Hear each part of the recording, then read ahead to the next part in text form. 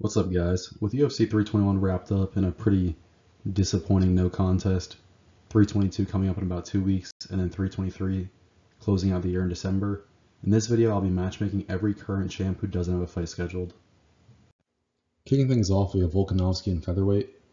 In featherweight, the only fighters with a reasonable claim for a title shot are Movsar Evloev, who's 19-0, undefeated in the UFC, and is ranked first in the division. Lerone Murphy, who's ranked 4th and coming off of a nice finish over Aaron Pico.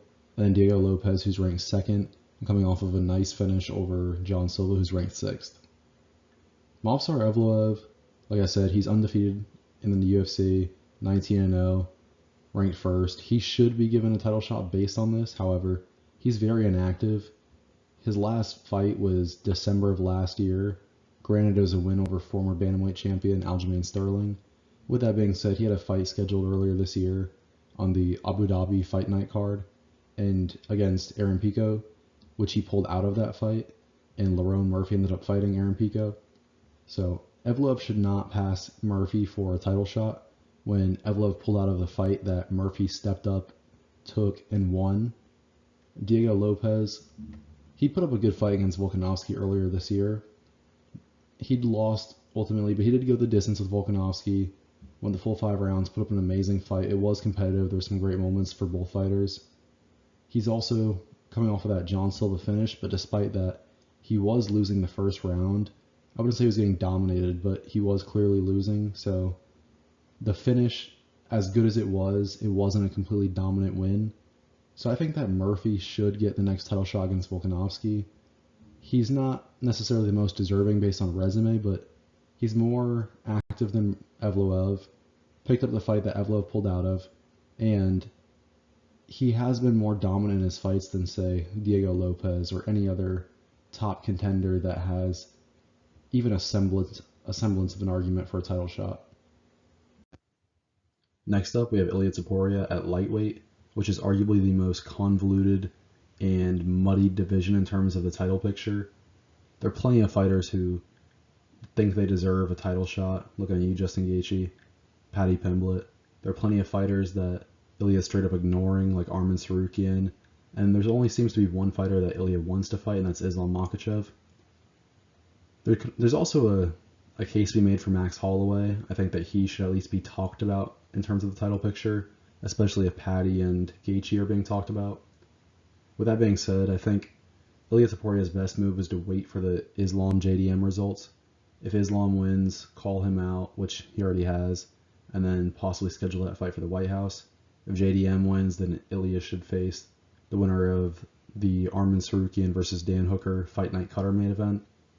Paddy, Gaethje, neither of these guys deserves a title shot in my eyes. I think they should face each other, maybe, but Ilia shouldn't waste his time with them. He should face Islam if he beats JDM, and if Islam loses, he should face the winner of Arman versus Dan Hooker. Moving on to middleweight, this one is a lot less unclear in my eyes. You have Imavov, Brandon Allen, and then Fluffy Hernandez. Hernandez is out with an injury right now. A lot of people wanted to see him face RDR, especially after seeing how RDR did against Allen and then gave up. I, like many other people, think that Hernandez would have destroyed him and then possibly gotten a title shot against Hamzat. So it's unfortunate that Hernandez is injured. Allen, he did beat RDR, but I think if it's between him and Imavov does have a better claim to the title. He's faced better opponents, and he has been in contention for quite a while. I think that Imavov was a clear choice for Hamzat, and then if Hernandez makes a speedy enough recovery, Hamzat, once he beats Imavov, which I don't think that's controversial to say. I think he should face Hernandez next and give everyone one of the most exciting matchups in middleweight besides, say, Izzy versus Sean Strickland for a rematch. At light heavyweight, the only fighters it makes sense for Alex to fight would be Carlos Ulberg, who's the #1 contender coming off of a finish win over Dominic Reyes. Yuri Prochazka, who has only ever lost in the UFC to Pereira, is coming off of a finish win over Roundtree, who's ranked at number 4. And then Magomed Ankalaev, who took Alex to decision in the first fight, and then did lose to him despite having a broken rib in their most recent fight, possibly deserving of a trilogy in some people's eyes. I think that the clear title shot should go to Olberg. Yuri is already 0-2 against Pereira. And then Ankalaev did get dominated in the first 30 seconds of the fight, just got absolutely destroyed. And I don't think anybody wants to see a trilogy with Yuri or Ankalaev against Pereira. Not at this time, anyway. I think we're looking for something fresh in Olberg. A matchup that, while still will likely end in a finish by Pereira, it'll give the fans something new. And if Alex does decide to stay in light heavyweight and not go up to heavyweight, Olberg is the guy that should get the title shot. And finally, we have Tom Aspinall. The clear choice is obviously Ciryl Gane. There's nobody in the division that Tom should fight before his rematch with Gane as soon as he gets cleared by the ophthalmologist and says that he's in fighting shape.